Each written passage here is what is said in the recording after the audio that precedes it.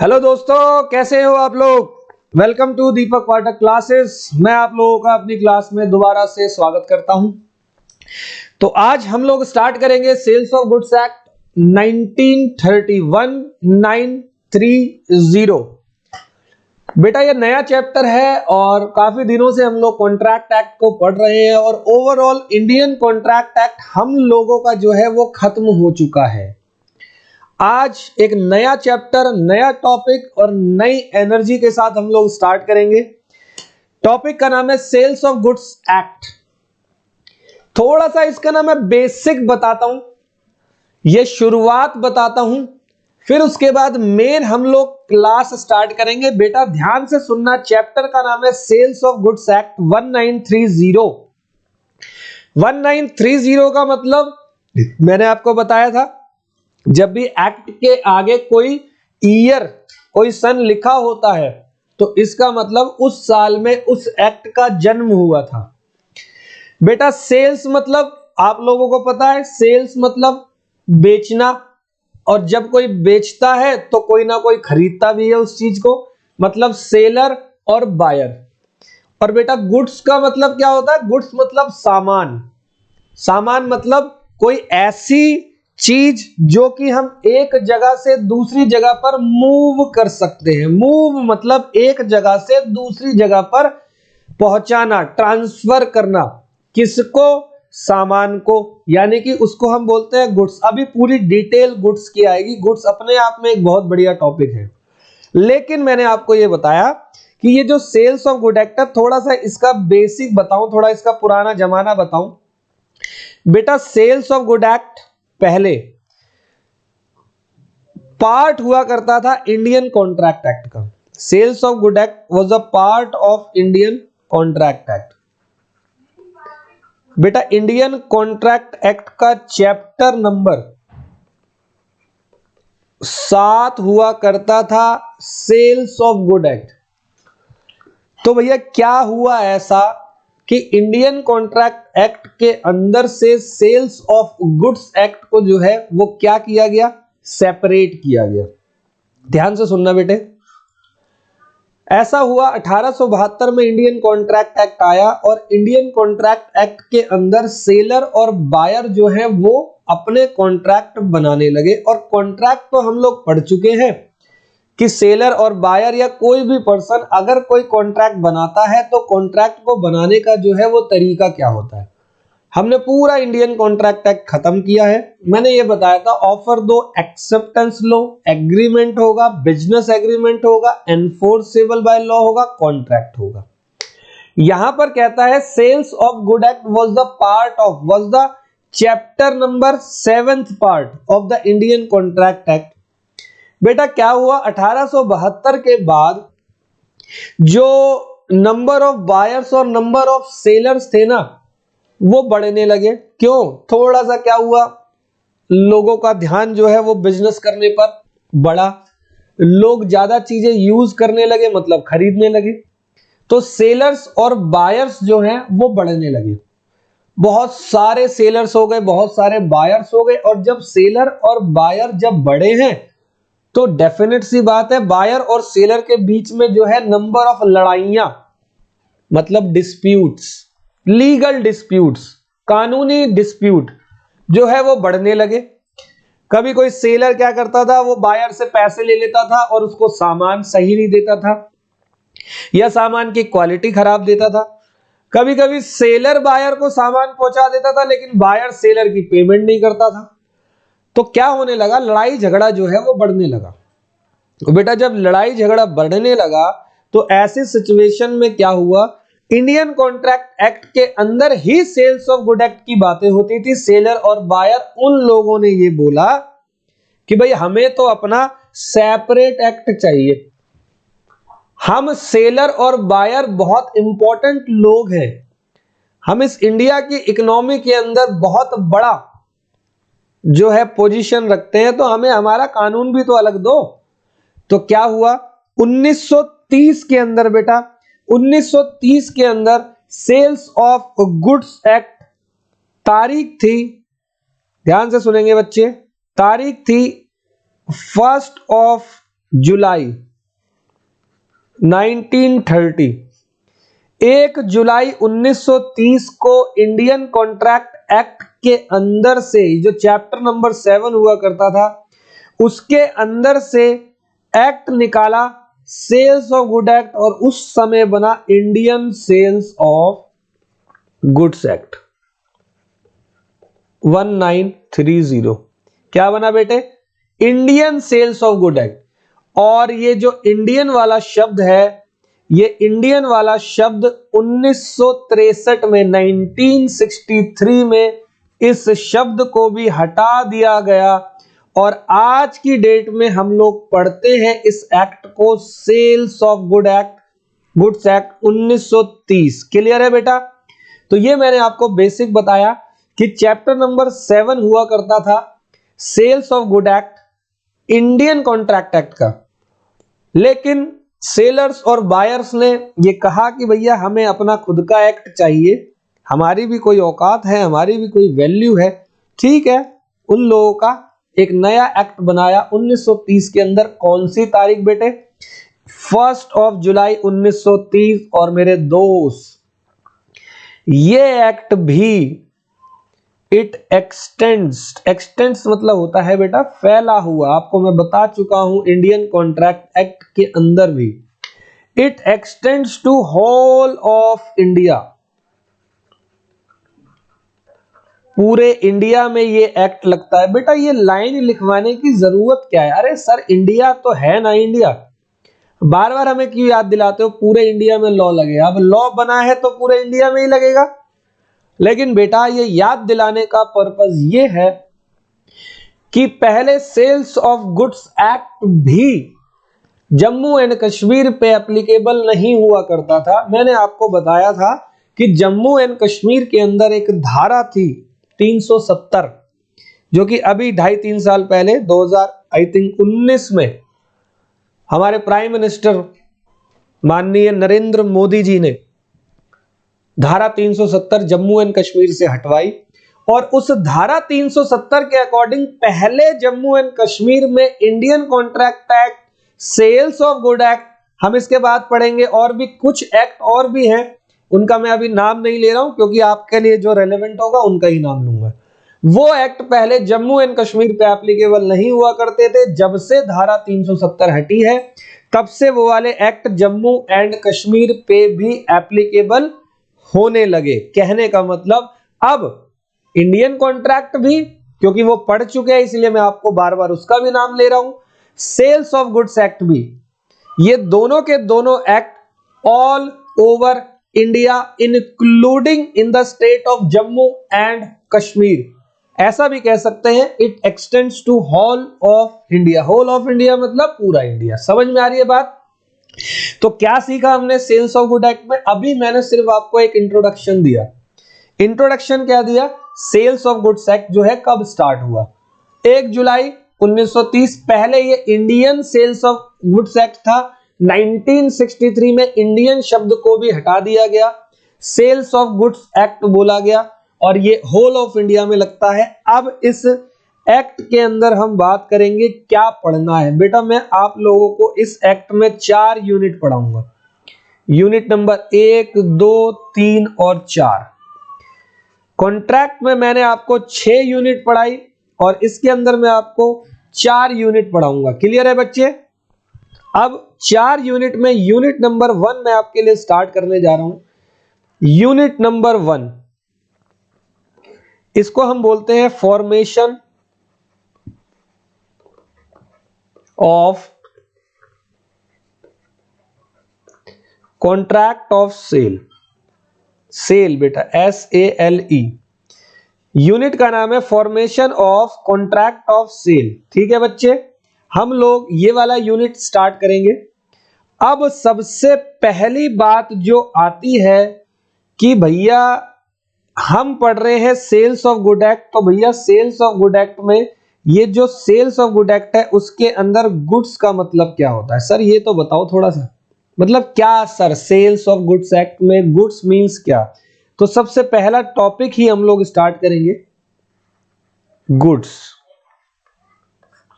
Section number 2 subsection 7 of sales of good act 1930 goods की definition बताता है। इस गुड्स को समझना बेटा बहुत जरूरी है।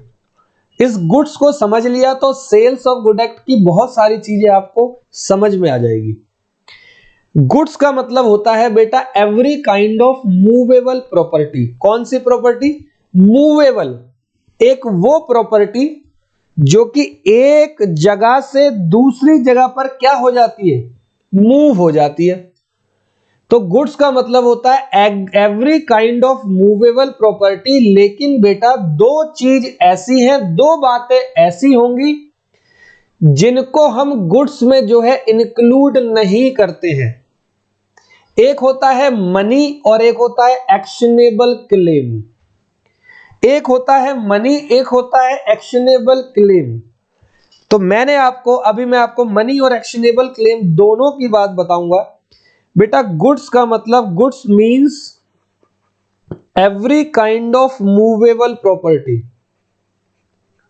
Every kind of movable property. लेकिन बच्चे यहां पर गुड्स में जो है वो एक्सेप्ट है। एक्सेप्ट मतलब दो चीजों को छोड़कर। सबसे पहली चीज है मनी और दूसरी बात है एक्शनेबल क्लेम। अभी समझाता हूं दोनों बातें। बेटा ये जो मनी है ना, मनी को हम लोग गुड्स नहीं मानते। मनी तो गुड्स को खरीदने का एक जरिया होता है। मनी को हम लोग गुड्स नहीं मानते हैं, मनी से गुड्स खरीदते हैं। तो इसीलिए कई बच्चे क्वेश्चन पूछते हैं, कई लोग क्वेश्चन पूछते हैं कि सर मनी भी तो मूव करता है ना, तो आप इसको गुड्स क्यों नहीं मानते? Section number 2 subsection 7 sales of good act का कहता है goods means every kind of movable property. तो सर मनी भी तो मूवेबल प्रॉपर्टी है। बेटा मनी मूव तो कर रहा है, लेकिन मनी गुड्स के लिए मूव कर रहा है, गुड्स नहीं है मनी। लेकिन बेटा मनी का मतलब, मनी को ढंग से समझना है, हमें ध्यान से समझेंगे। आप लोगों के घर पे, आपके रिश्तेदारों में या किसी के पास जरूर कुछ पुराने कुछ ओल्ड कॉइन होंगे, कुछ ओल्ड कॉइन्स। कौन से कॉइन बेटा? Old coin. ओल्ड कॉइन कौन से होते हैं? आज से 100 साल पहले, 70 साल पहले, 80 साल पहले कुछ पुराने सिक्के। मान लो 1 रुपए का सिक्का है जो कि आज से 100 साल पुराना सिक्का है, और वो 1 रुपए का सिक्का आज की डेट में किसी पर्सन के पास है। आप खुद सोच के बोलो बेटे कि क्या 1 रुपए का वो सिक्का आज भी मार्केट में 1 ही रुपए का होगा? क्या हम उस 1 रुपए के सिक्के से टॉफी खरीदने जा सकते हैं? बेटा आपको पता है जो ओल्ड कॉइन होते हैं ना, पुराने सिक्के, उन ओल्ड कॉइन को जो है ना, उनको हम गुड्स मानते हैं। ओल्ड कॉइन की कीमत मार्केट में लाखों में है। जो पुराने सिक्के जो हैं उनको लाखों में लोग खरीदते हैं आज की डेट में। तो इसका मतलब पुराने सिक्कों को खरीदा जाता है, ओल्ड कॉइन को खरीदा जाता है। इसका मतलब ओल्ड कॉइन को अगर खरीदा जाता है तो वो मनी नहीं है, वो गुड्स है। मनी का मतलब होता है लीगल टेंडर। लीगल टेंडर मतलब money means legal tender. Money means legal tender. तो मनी का मतलब होता है लीगल टेंडर। इसका मतलब वो चीज, जो करेंसी जो है वो जो ऑपरेटिंग में हो, वो करेंसी जो ऑपरेटिंग में हो उसको मनी बोलते हैं। जैसे आज की डेट में 100 रुपए, 200 रुपए, 500 रुपए, 2000 रुपए, 10 रुपए, 50 रुपए, 20 रुपए, ये सारे के सारे नोट और कुछ सिक्के भी जो आजकल चल जाते हैं उनको बोलते हैं लीगल टेंडर। मतलब जो करेंसी ऑपरेटिंग में हो उसको हम मनी बोलेंगे, मतलब वो चीज गुड्स नहीं होगी। लेकिन अगर आप बात करोगे ओल्ड कॉइन की, तो ओल्ड कॉइन को बच्चे गुड्स बोलते हैं, क्योंकि ओल्ड कॉइन की वैल्यू लीगल टेंडर की वैल्यू के बराबर नहीं होती है। उसकी वैल्यू बहुत ही ज्यादा हाई वैल्यू होती है। मेरी बात समझ में आ रही है? अब मैं आपको दूसरा पॉइंट बताऊंगा, एक्शनेबल क्लेम। क्या है बच्चे दूसरा पॉइंट? Actionable claim. तो ये एक्शनेबल क्लेम क्या होता है, तो थोड़ा सा फोकस करेंगे इसके ऊपर। मैंने अक्सर देखा है काफी जगहों पर एक्शनेबल क्लेम को टीचर्स जो है वो ढंग से शायद समझाते नहीं है, क्योंकि सेल्स ऑफ गुड एक्ट में बिल्कुल थोड़ा सा लिंक है एक्शनेबल क्लेम का। मैं ये नहीं कह रहा हूं कि टीचर अच्छा पढ़ाते नहीं है, टीचर पढ़ाते हैं, हर टीचर अच्छा ही पढ़ाता है, लेकिन एक्सप्लेन थोड़ा सा मुझे ऐसा लगता है कि कई जगहों पर एक्शनेबल क्लेम को नहीं किया गया। इसलिए मैंने ये सोचा कि मैं आपको एक्शनेबल क्लेम का मतलब भी बताऊंगा। बेटा एक्शनेबल क्लेम का मतलब समझा रहा हूं, ध्यान से सुनना आप लोग।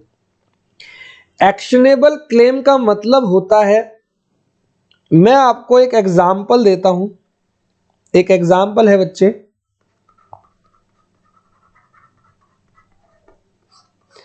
एग्जाम्पल ये है, मैं आपको 3 सिचुएशन बताऊंगा। Situation number 1, situation number 2, situation number 3।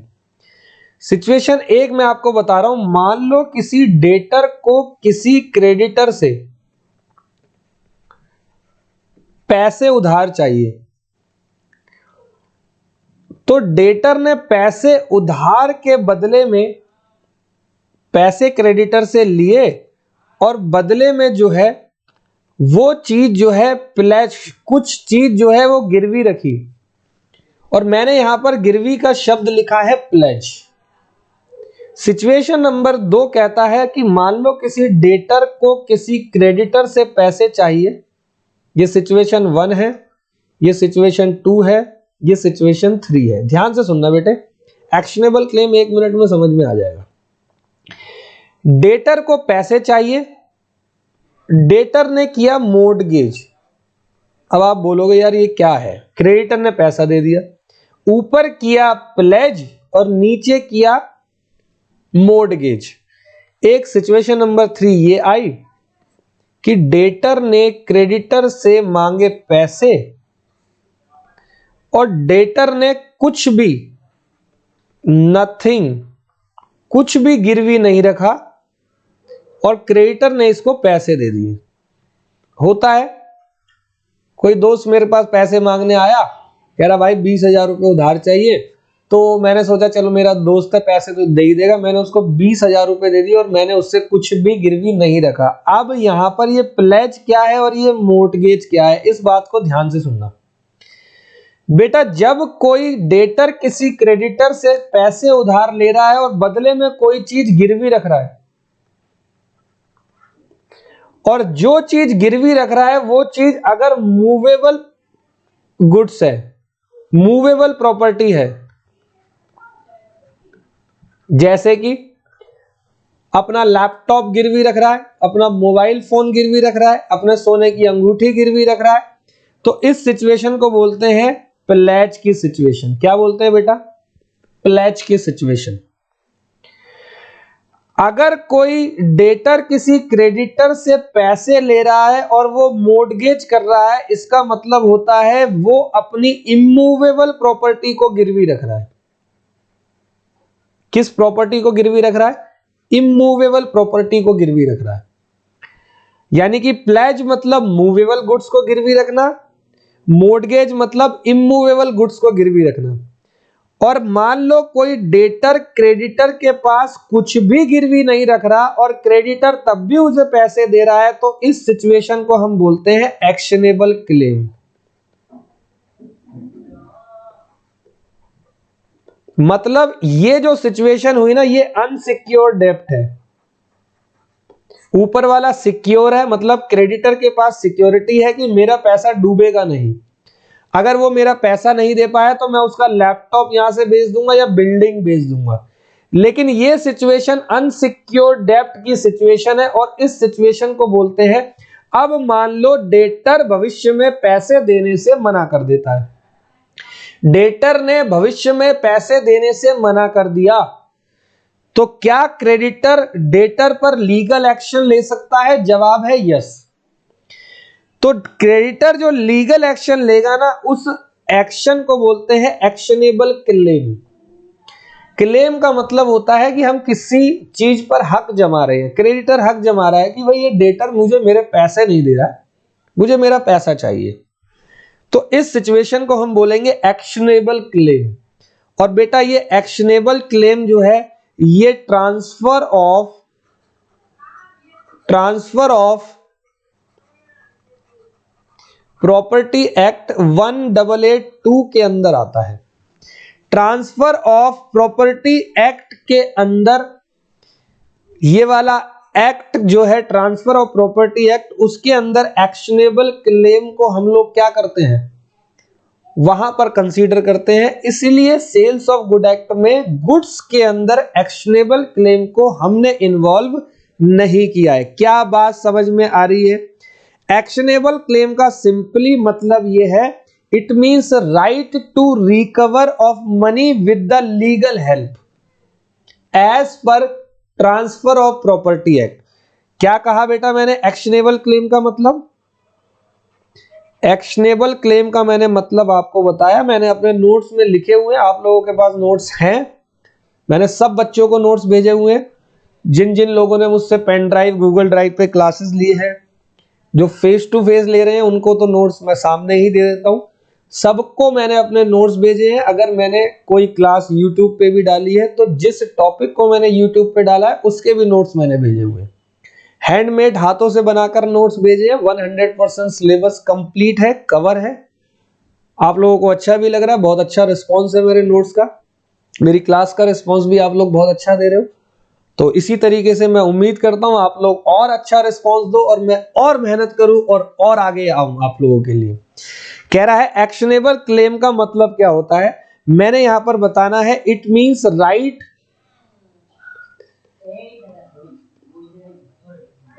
Right to recover money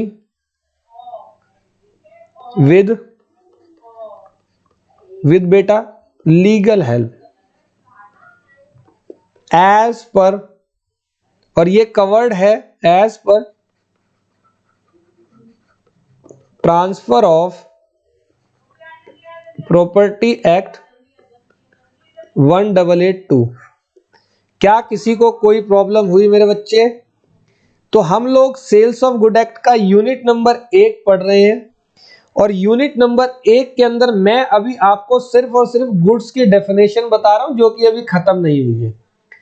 मैंने ये कहा goods means every kind of movable property, और मैंने इसके अंदर बताया एक्सेप्ट मतलब छोड़कर मनी को और एक्शनेबल क्लेम को, और इस शब्द को मैं आपको समझा चुका हूं। क्या कोई प्रॉब्लम हुई किसी को? अब गुड्स की डेफिनेशन कंटिन्यू करते हैं। यहां तक हमने समझ लिया। अब गुड्स में ये कहता है बट इंक्लूड्स, गुड्स में कहता है बट इंक्लूड्स शेयर्स, स्टॉक्स। बेटा शेयर का मतलब क्या होता है आप लोगों को पता है? Shares, equity share, preference share. आप लोगों ने देखा होगा स्टॉक मार्केट के अंदर हर मिनट हर सेकंड लोग क्या करते हैं, शेयरों को बेचते हैं और शेयरों को खरीदते हैं। कंपनीज के शेयर इस इंडिया में कोई भी पर्सन जो कॉम्पिटेंट हो वो खरीद सकता है। इसका मतलब वो जब पैसे देता है तो बदले में उसको उस कंपनी का शेयर सर्टिफिकेट मिलता है, यानी कि वो पर्सन उस कंपनी का मेंबर बन जाता है। तो वो जो शेयर मिला है, कंपनी का जो शेयर मिला है, इस शेयर को भी हम लोग गुड्स कहते हैं। और बेटा स्टॉक क्या होते हैं? जब हम शेयर्स को अमाउंट में मान लो मेरे पास 1,00,000 शेयर है, तो 1,00,000 शेयर है। अगर एक शेयर की वैल्यू 10 लाख रुपए है तो मैं ऐसे बोल सकता हूं मेरे पास 10 लाख रुपए का स्टॉक है। हम लोग शेयर मार्केट को शेयर मार्केट भी बोलते हैं और हम लोग शेयर मार्केट को स्टॉक मार्केट भी बोलते हैं, आप लोगों को पता होगा। तो यहां पर गुड्स का मतलब ये कह रहा है goods means every kind of movable property except money actionable claim but includes shares and stock आगे ये कहता है शेयर और स्टॉक को इंक्लूड करके अगली बात ये कहता है it includes growing crops, growing crops and trees also, growing crops and trees। बेटा ग्रोइंग क्रॉप्स का मतलब क्या होता है?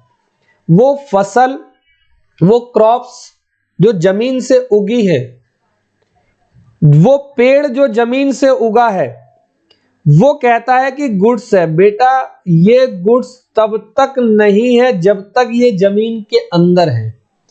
यानी कि ये जो चीज है, ये ग्रोइंग क्रॉप्स और ट्रीज, ये होता है फॉर्मिंग पार्ट ऑफ लैंड, पक्की बात है, forming part of land and it is agreed to severed, severed मतलब अलग करना, फ्रॉम लैंड। तो बेटा ये जो पेड़ है और जो फसल है, जो ग्रोइंग क्रॉप्स है, ये सब गुड्स तब कहलाएंगे जब इनको हमने जमीन से अलग कर दिया। अब एक पेड़ जो खड़ा है वो मूवेबल प्रॉपर्टी नहीं है, लेकिन मान लो पेड़ को काटने के बाद हम उसकी लकड़ियों को सेल करते हैं, तो वो लकड़ियां जो है वो मूवेबल प्रॉपर्टी होता है। यहां तक क्लियर है? या अगर हम बात करें ग्रोइंग क्रॉप्स, ग्रोइंग क्रॉप्स को हम लोग जब खेतों से लेकर आते हैं, तो खेतों से जब निकाला तब से वो चीज क्या बन जाती है? मूवेबल प्रॉपर्टी बन जाती है। आ रही है बात समझ? तब से वो गुड्स बन जाता है, लेकिन जब तक जमीन में है तब तक गुड्स नहीं है। तो मैंने आप लोगों को गुड्स का एक डेफिनेशन पढ़ाया है। गुड्स के डेफिनेशन में मैंने ये बताया कि goods means every kind of movable property except money actionable claim but includes shares, stocks, growing crops and trees which are forming part of land and agreed to severed मतलब अलग करना from land। तो थोड़ा बहुत हमें sales of good act में goods का मतलब पता लग गया कि भैया मूवेबल प्रॉपर्टी की बात करेंगे हम इस सेल्स ऑफ गुड एक्ट में। ठीक है बेटा, थोड़ा सा इसके बारे में और बताऊंगा,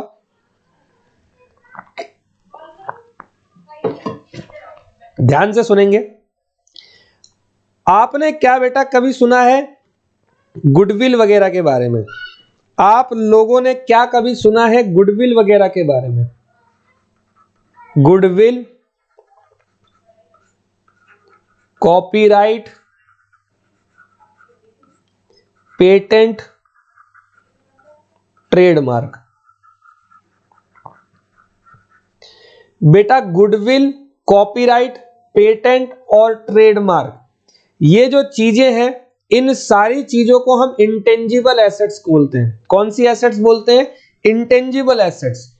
ऐसी एसेट्स जिसका कोई अस्तित्व तो दिखता नहीं है, लेकिन फिर भी वो चीज एसेट्स होती है, जैसे कि गुडविल, जैसे कि गुडविल। अब बेटा एक बात बताओ, अगर मैं बात करूं आईफोन की और अगर मैं बात करूं वाई फोन की, ये आईफोन मार्केट में आज की डेट में 1 लाख रुपए का है।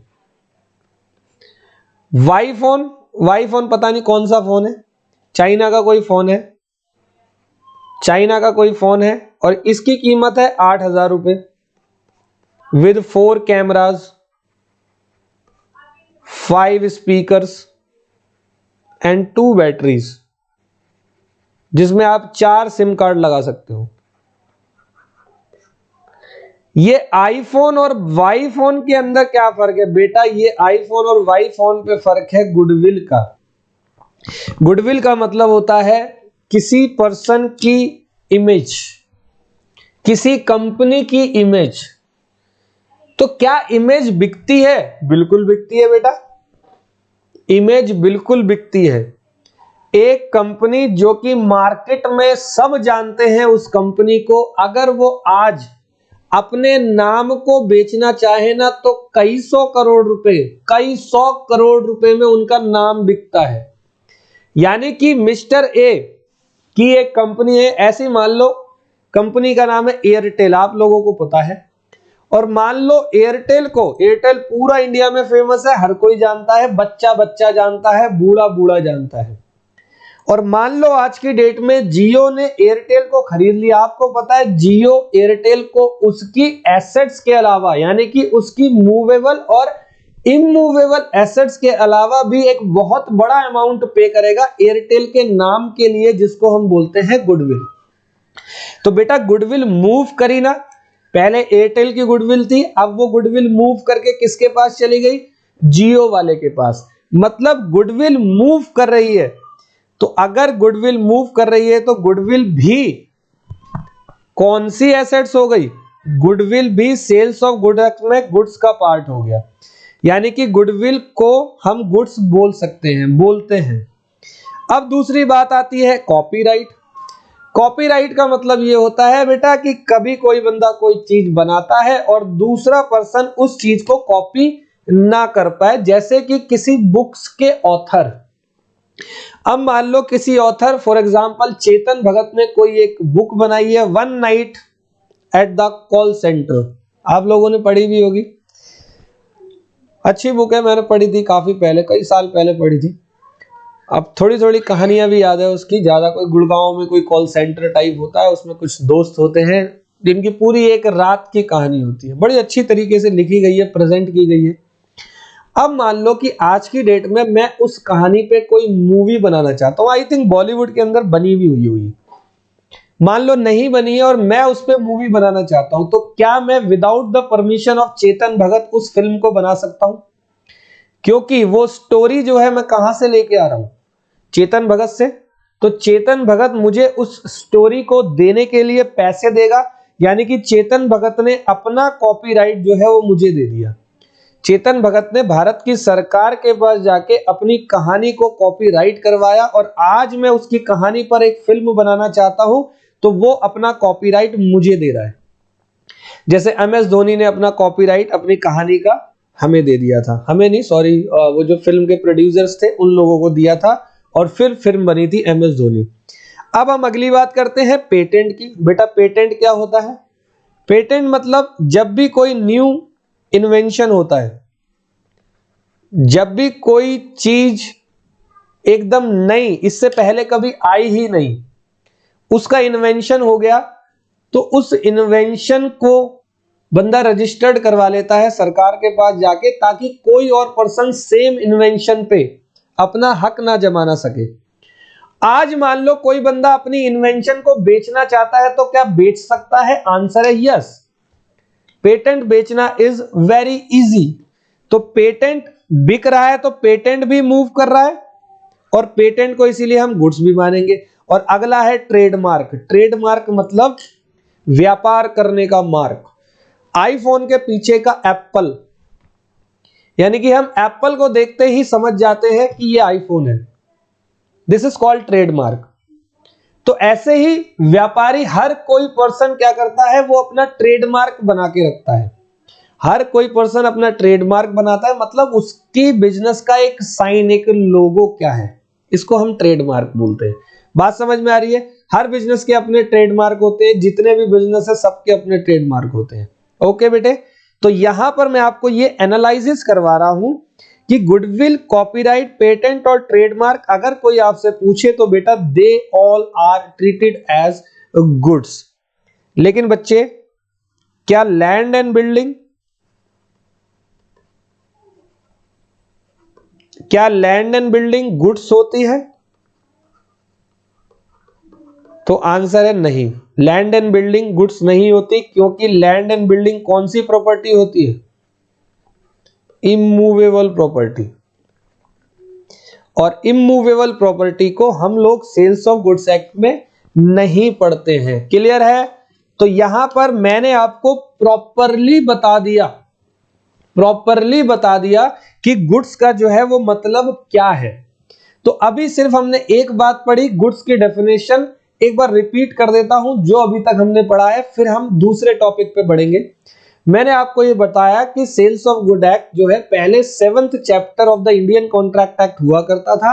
1930 में ये बना Indian sales of good act. 1930 1963 में इंडियन नाम हटा दिया गया, ये बना सेल्स ऑफ गुड एक्ट। 1 जुलाई 1930 को आया था, और बेटा आज की डेट में ये ऑल ओवर इंडिया में एप्लीकेबल है। सेल्स ऑफ गुड्स एक्ट में मैं पहले आपको बता रहा हूं, गुड्स का मतलब बेटा, गुड्स का मतलब होता है every kind of movable property except, छोड़कर मनी और एक्शनेबल क्लेम को, लेकिन इंक्लूड करेंगे शेयर्स को, स्टॉक्स को, ग्रोइंग क्रॉप्स और ट्रीज, जो कि फॉर्मिंग पार्ट ऑफ लैंड तो है लेकिन उनको हम लैंड से हटा सकते हैं, हटाने के बाद वो गुड्स हो जाएगी।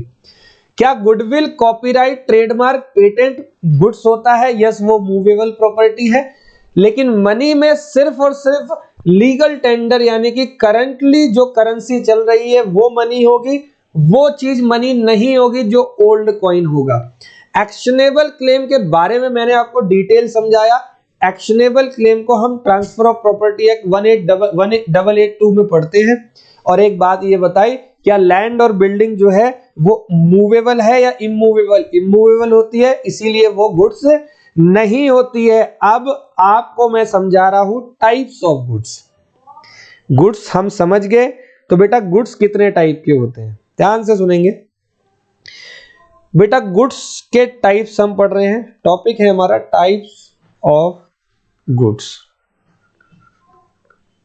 ठीक है। तो बेटा गुड्स जो है वो 3 टाइप के होंगे। एक होता है एग्जिस्टिंग गुड्स, एक होता है बेटा फ्यूचर गुड्स,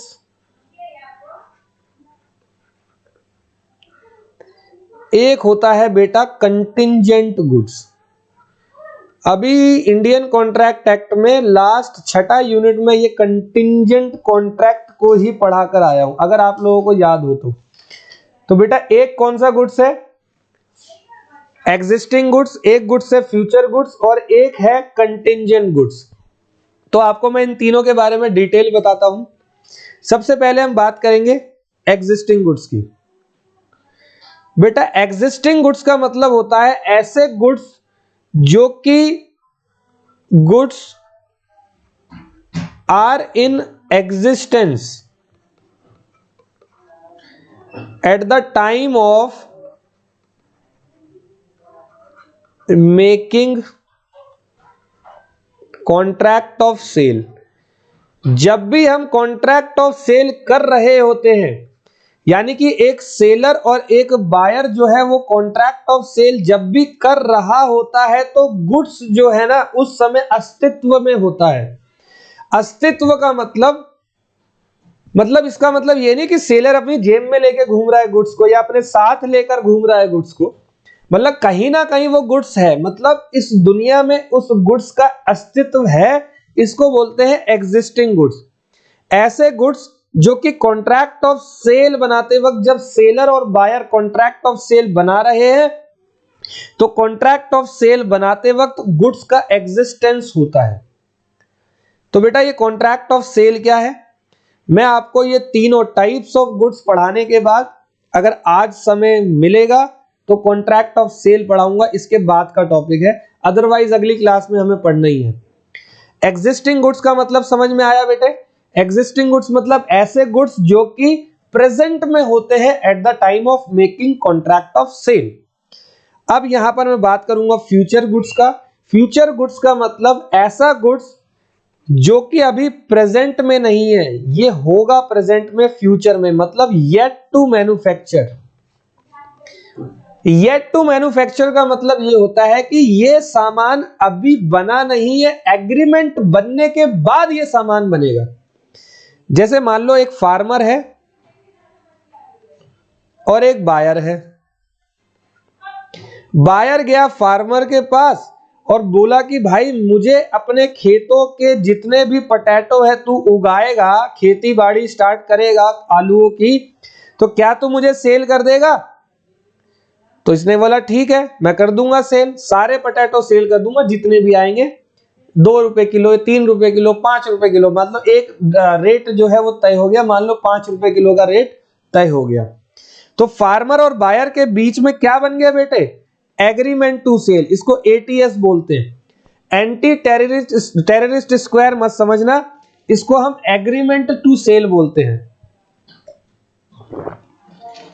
इसका मतलब फार्मर और बायर के बीच में एक एग्रीमेंट हुआ है। क्या अभी परफॉर्मेंस हो गई है? आंसर है नहीं। लेकिन अब यहां पर क्या है, जब ये दोनों एग्रीमेंट बना रहे थे तो क्या एग्रीमेंट बनाते वक्त गुड्स जो है वो प्रेजेंट में था? क्या गुड्स प्रेजेंट में था, मतलब एग्जिस्टेंस में था? आंसर है नो। गुड्स जो है येट टू मैन्युफैक्चर या येट टू प्रोड्यूस, कुछ भी बोल सकते हो। आपका जो गुड्स है वो उस समय एग्जिस्टेंस में नहीं है, इसको हम बोलते हैं कौन सा गुड्स बेटा? इसको हम बोलते हैं फ्यूचर गुड्स। समझ में आ गया? सॉरी कौन पानी पी रहा था पानी फंस गया। कौन सा गुड्स बोलते हैं बेटा? एग्जिस्टिंग गुड्स बोलते हैं। और दूसरा गुड्स कौन सा हो गया? फ्यूचर गुड्स हो गया। दोनों चीज समझ में आ गई। एग्जिस्टिंग गुड्स मतलब ऐसा गुड्स जो कि at the time of making contract of sale जो है वो एग्जिस्टेंस में रहता है। अब जैसे ए के पास कोई कार है, बी के जेब में पैसे हैं, ए के या कार को बेचने के लिए ए ने अपनी कार बेची, पैसे लिए, घर आ गया, क्योंकि गुड्स जो है वो एग्जिस्टिंग गुड्स था। अभी एग्जिस्टिंग गुड्स की भी डिटेल में आपको आगे बताऊंगा। इस एग्जिस्टिंग गुड्स को भी थोड़ा सा डिटेल में हमने समझाया हुआ है। फिर मैंने बात करी फ्यूचर गुड्स की, वो भी अपने को समझ में आ गया। फ्यूचर गुड्स मतलब ऐसे गुड्स जो कि at the time of making contract of sale existence में नहीं होते। अब मैं आप लोगों को बताऊंगा कॉन्टिंजेंट गुड्स। कौन सा गुड्स बेटा? कंटिंजेंट। मैंने आपको कंटिंजेंट का क्या पहले कभी मतलब समझाया है? डेफिनेटली समझाया है। कंटिंजेंट गुड्स का मतलब होता है ऐसे गुड्स जो कि, पहले बताओ कंटिंजेंट मतलब क्या होता है? यूनिट नंबर 6 में पढ़ा था। हैपनिंग और नॉन हैपनिंग, होने या ना होने पर किसी फ्यूचर अनसर्टेन इवेंट को हम लोग कंटिंजेंट बोलते हैं। ये बताया था मैंने आप लोगों को। बेटा कंटिंजेंट कॉन्ट्रैक्ट वहां पर था, यहां पर कंटिंजेंट गुड्स है। इस गुड्स का मतलब होता है कि यहां पर सेलर बायर को गुड्स की डिलीवरी जो है ना वो किसी कंडीशन पे दे रहा है, मतलब किसी फ्यूचर इवेंट के हैपन या नॉन हैपनिंग पे दे रहा है। किसी फ्यूचर इवेंट के हैपन या नॉन हैपनिंग पे दे रहा है। इसको हम कौन सा गुड्स बोल रहे हैं? कंटिंजेंट गुड्स बोल रहे हैं। तो इस कंटिंजेंट को मैं यहां पर नीचे एग्जांपल के तहत समझाता हूं। यहां पर मैं आपको एग्जांपल बता रहा हूं, एग्जांपल ऑफ कंटिंजेंट गुड्स।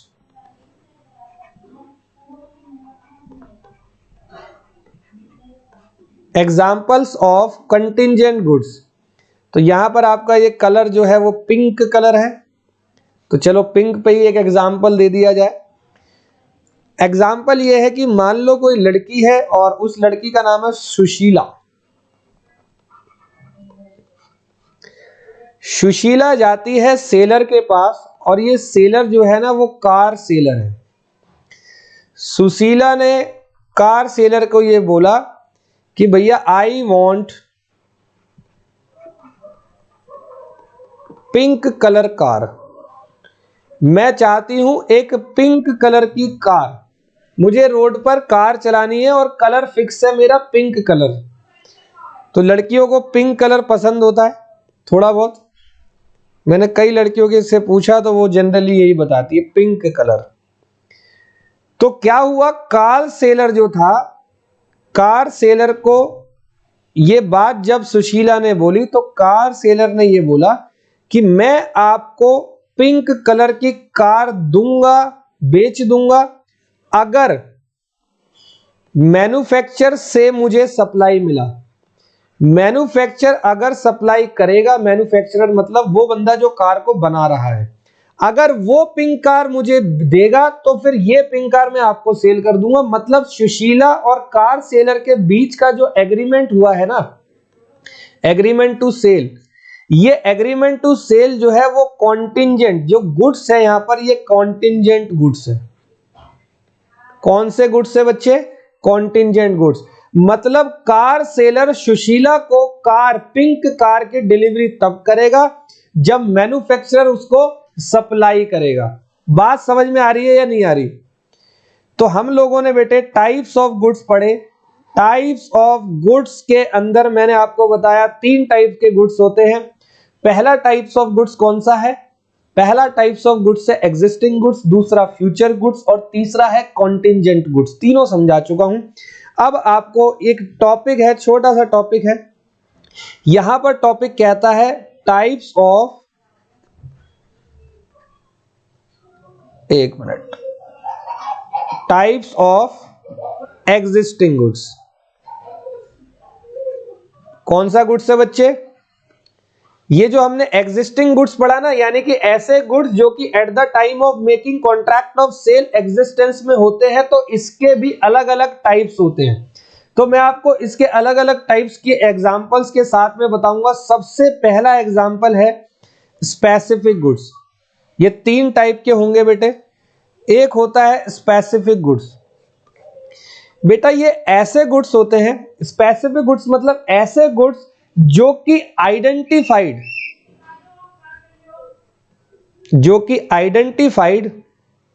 और एग्रीड होते हैं at the time of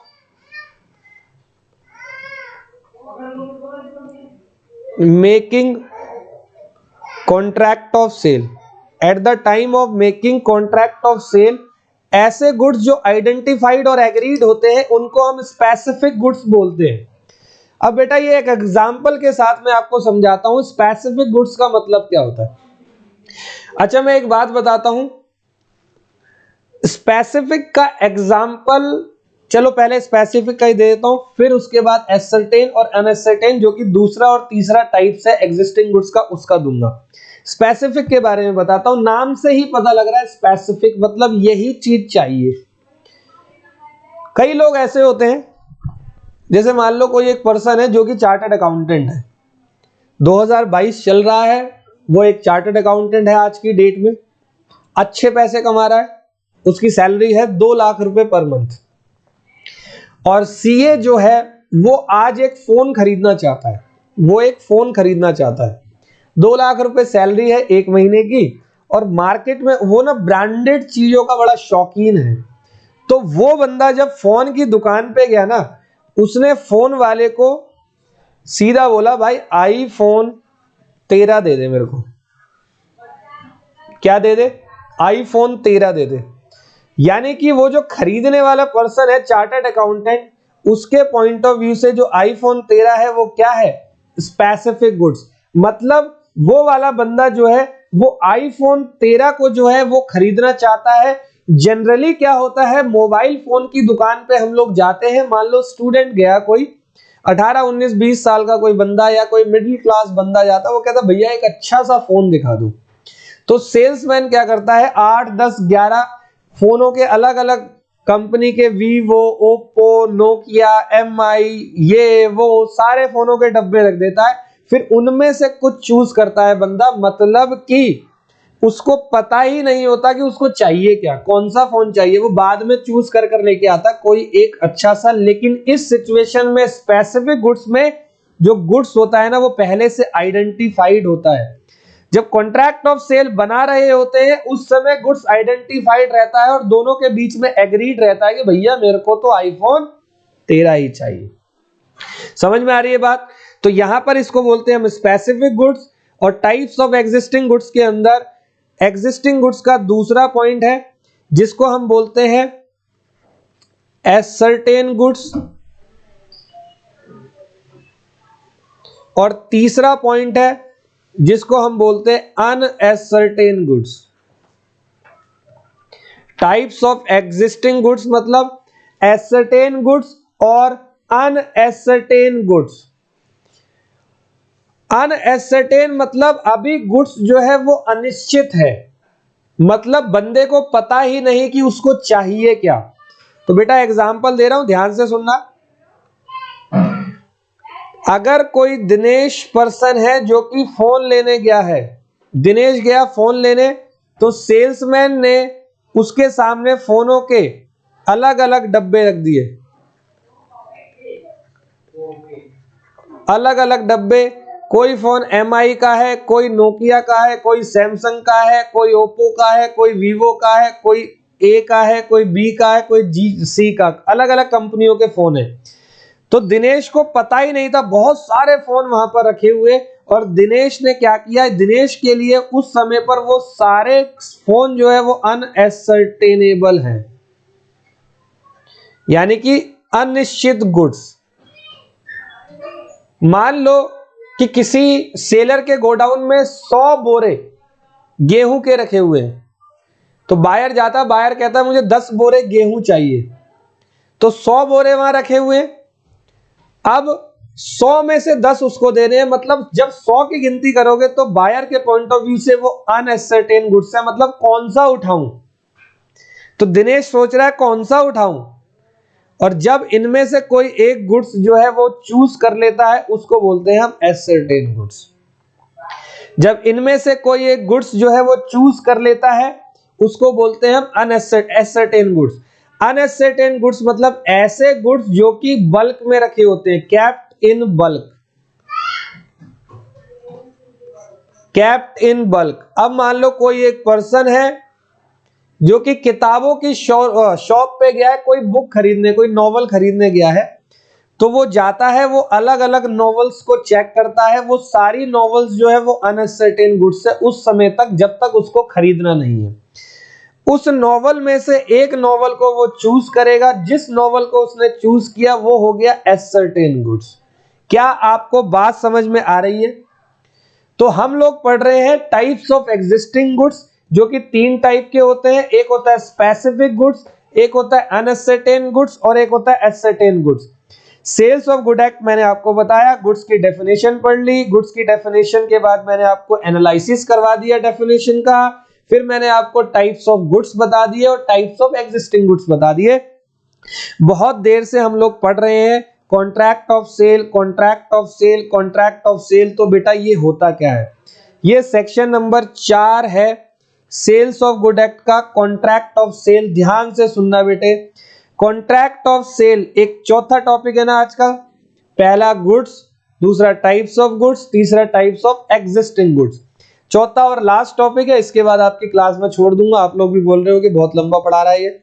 contract of cell का मतलब होता है, इसका मतलब it means when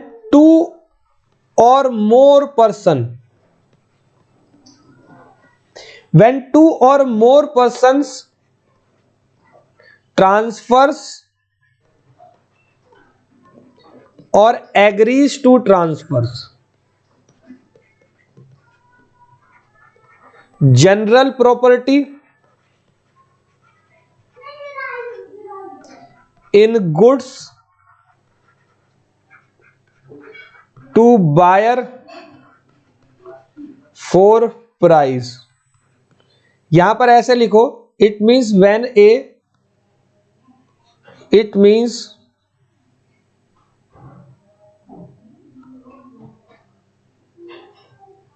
when seller. तो बेटा मैंने क्या लिखवाया? कॉन्ट्रैक्ट ऑफ सेल का मतलब मैंने लिखवाया it means when seller transfers और agrees to transfers. It means when seller transfers और एग्रीज टू ट्रांसफर्स। बेटा ट्रांसफर का मतलब होता है कि एक बंदे ने दूसरे पर्सन को इमीडिएटली जो है वो सेल कर दी। क्या कर दी? इमीडिएटली सेल कर दी। एग्रीज टू ट्रांसफर का मतलब सेल अभी हुई नहीं है, सेल का एग्रीमेंट हुआ है। जो फ्यूचर गुड्स में मैंने आपको फार्मर और बायर का एग्जांपल दिया था वो एग्रीज टू ट्रांसफर था। तो कॉन्ट्रैक्ट ऑफ सेल बनाने के लिए आप सेल भी बना सकते हो, एग्रीमेंट टू सेल भी बना सकते हो। सेल का मतलब immediately from seller to buyer. बेटा जब हम सेल कर रहे हैं सेलर से बायर पे, मैंने आपको इंडियन कॉन्ट्रैक्ट एक्ट का यूनिट नंबर 1 पढ़ाया था on the basis of performance. वहां पर मैंने ये कहा था when both the party perform is part of promise. जब दोनों पार्टी अपनी परफॉर्मेंस कर लेती है तो उसको हम बेटा क्या कहते हैं? एग्जीक्यूटेड। तो सेल्स ऑफ गुड एक्ट में कॉन्ट्रैक्ट ऑफ सेल में अगर बात करेगा, सेलर अगर ट्रांसफर कर रहा है, ट्रांसफर मतलब immediately from seller to buyer, मतलब एग्जीक्यूटेड हो गया। और अगर एग्रीज टू ट्रांसफर कर रहा है मतलब अभी कुछ ट्रांसफर नहीं किया, अभी कोई गुड्स नहीं दिया, 3 महीने बाद खेतों में आलू उगेंगे तो दूंगा। बायर ने कहा 3 महीने बाद तू आलू देगा तो मैं पेमेंट दूंगा। इसका मतलब यहां पर दोनों ही ने अपनी परफॉर्मेंस नहीं करी, इसको बोलते हैं एग्जीक्यूटरी। आई बात समझ? तो क्या ट्रांसफर कर रहे हैं बेटे? General property. बेटा जनरल प्रॉपर्टी का मतलब होता है ओनरशिप। क्या होता है जनरल प्रॉपर्टी का मतलब? ओनरशिप। ओनरशिप, ओनरशिप मतलब मालिकाना हक ट्रांसफर कर रहे हैं। बेटा सेल जब होती है ना, तो सेल में ओनरशिप यानी कि किसी चीज का कागज, ओनरशिप, मालिकाना हक सेलर बायर को इमीडिएटली दे देता है। और अगर एग्रीमेंट टू सेल हुआ है मतलब बेचा नहीं है, बेचने का एग्रीमेंट हुआ है, 2 महीने बाद बेचूंगा। मान लो मैंने कहा कि मैं कार तुम्हें 2 महीने बाद बेचूंगा, तो फिर कार की ओनरशिप कब दूंगा? मैं 2 महीने बाद दूंगा। तो ओनरशिप, जनरल प्रॉपर्टी का मतलब होता है ओनरशिप। और सेल्स ऑफ गुड एक्ट में बेशक माल की डिलीवरी आज नहीं दी है, अगर सेल हो गई ना तो ओनरशिप तो इमीडिएटली ट्रांसफर होती है सेलर से बायर के पास। कुछ बायर ऐसे होते हैं जो ये कहते हैं सामान मैं 2 दिन बाद ले जाऊंगा। अब फॉर एग्जांपल आप लोग एक वॉशिंग मशीन लेने गए विजय सेल्स पे, विजय सेल्स बड़ा फेमस ब्रांड है, विजय सेल्स पे गए, आपने वॉशिंग मशीन खरीदी, पेमेंट दी, और पेमेंट देते ही वहां पर काउंटर पे आपके हाथ में बिल आ जाता है। आपने उनको ये बोला कि वॉशिंग मशीन को परसों तक मेरे घर पर आप डिलीवर्ड करवा देना। इसका मतलब सेल हो चुकी है। ओनरशिप कब ट्रांसफर होगी? इमीडिएटली। जब वॉशिंग मशीन की पेमेंट करी उसी समय ओनरशिप वॉशिंग मशीन की बायर के हाथ में। लेकिन माल कब लिया? 2 दिन बाद। तो जरूरी नहीं है कि माल की पोजीशन इमीडिएटली हो, लेकिन यह जरूरी है कि माल की ओनरशिप इमीडिएटली ट्रांसफर करोगे अगर सेल हुई है तो इन गुड्स तो मैंने समझा दिया। To buyer for price. Price क्यों लिखा? प्राइस मतलब कंसीडरेशन का होना जरूरी है। Consideration mean something in return, हम लोग पढ़ चुके हैं। इवन 1 रुपए का कंसीडरेशन भी वैलिड है। अब इस प्राइस के बारे में मैं आपको थोड़ा सा अगली क्लास में भी बताऊंगा। तो आज मैंने आपको 4 टॉपिक बताए हैं। पहला टॉपिक मैंने आपको इंडियन कॉन्ट्रैक्ट एक्ट से निकलकर सेल्स ऑफ गुड एक्ट आया, चैप्टर नंबर 7 हुआ करता था, वो बता दिया। Indian sales of good act बोलते थे, बाद में इसमें से इंडियन निकाल दिया 1963 में। वैसे ही एक्ट आया 1 जुलाई 1930 को, ऑल ओवर इंडिया में लगता है। गुड्स का मतलब हम लोगों ने पढ़ लिया, every kind of movable property, money actionable claim को नहीं लेना, शेयर्स, स्टॉक्स, ग्रोइंग क्रॉप्स और ट्रीज लेना जब वो अलग हो जाए जमीन से। गुडविल, कॉपीराइट, पेटेंट, ट्रेडमार्क को भी गुड्स बोलेंगे। 3 टाइप के गुड्स हैं, एग्जिस्टिंग, फ्यूचर और कंटिंजेंट गुड्स। और 3 ही टाइप के एग्जिस्टिंग गुड्स है जिसको हम specific goods, ascertained goods, unascertained goods बोलते हैं। और कॉन्ट्रैक्ट ऑफ सेल की भी आप बात कर सकते हो, जिसके अंदर सेलर बायर को प्राइस पर जनरल प्रॉपर्टी मतलब ओनरशिप ट्रांसफर करता है। इमीडिएटली करेगा तो सेल हो गई, फ्यूचर में करेगा तो एग्रीमेंट टू सेल हो गया। ठीक है बेटा, इस यूनिट में अभी समय लगेगा, इस यूनिट को अभी कंटिन्यू करेंगे हम।